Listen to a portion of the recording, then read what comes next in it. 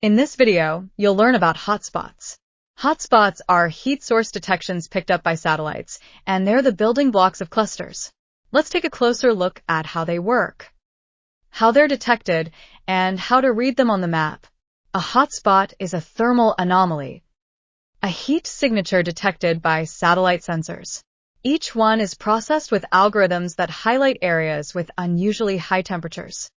The location of a hotspot comes with a built-in accuracy level based on the satellite's resolution. You'll see this on the map as a circle. The center is the detected point, and the size reflects the satellite's pixel accuracy. Also known as GSD. Hotspots are detected by two types of satellites.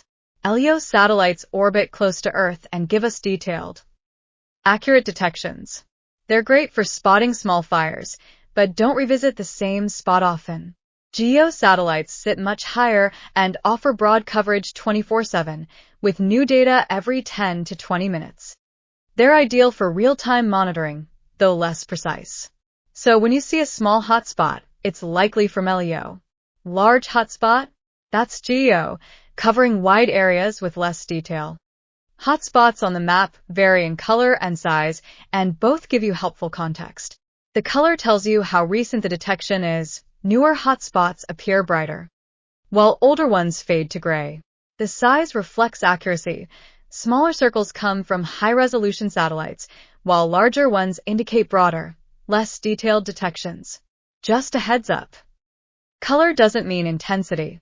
It's simply about how new the detection is. To learn more about a hotspot, just click on it to open the Details panel. There, you'll see when the image was captured, when the detection was processed, which satellite picked it up, and when and how intense the heat source was. You'll also find local weather at the time, low Earth orbit satellite confirmations, and related imagery. And remember, every hotspot you see comes from a single satellite detection.